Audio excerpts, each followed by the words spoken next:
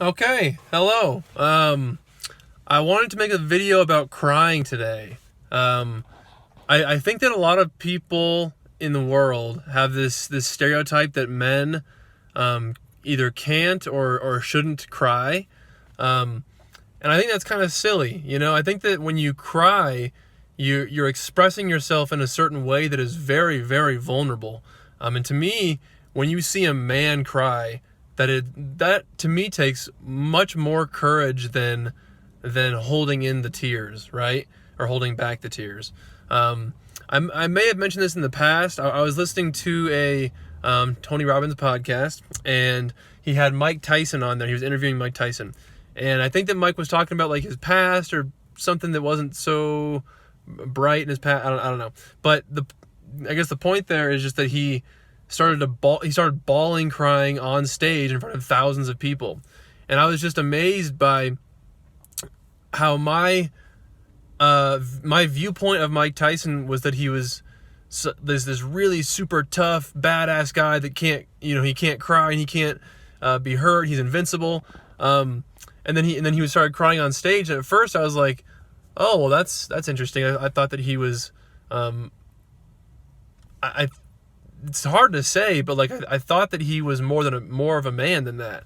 But I've sort of changed my way of thinking since then, and I think that because he cried on stage, that actually made him more of a man than not.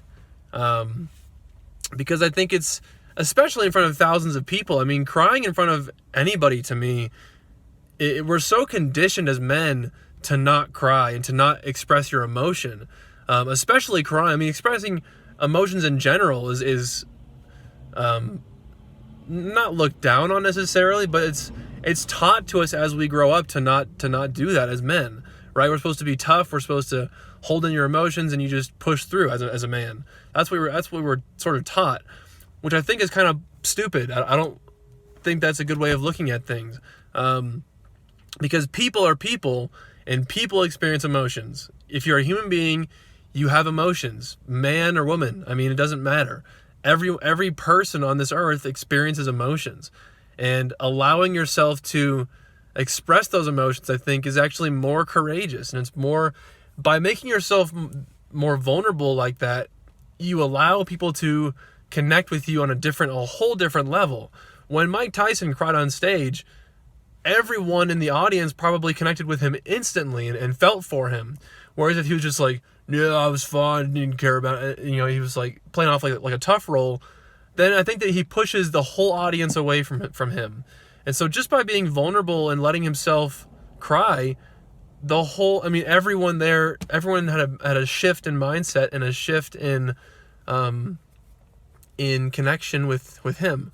So I guess I just want to talk briefly about the whole crying thing, because I don't know, there's a lot of emotions going on with me in my life right now, and there's like so much going on in my head, and I was just thinking about that because sometimes I think crying is good.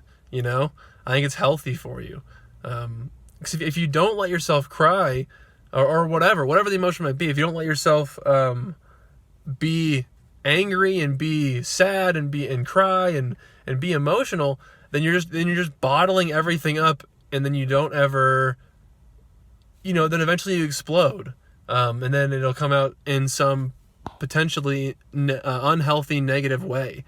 So I don't know how much more I have to say on that, but I think that just the main point is, if you're a man, and even if you're not a man, if you're just a human being, allow yourself to be vulnerable and express your emotions a little bit, which is super hard to do. That's a very difficult thing to do. It's the same I guess mindset with like dancing in front of people, or working out in front of people, or whatever, going, doing a speech in front of somebody. It's like you feel very self-conscious and vulnerable when you do that.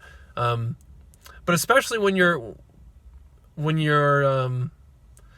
crying, it's like that's a very true, real, authentic part of you coming out, and that's hard to do, I think. So I don't know, I guess I'm done talking about this.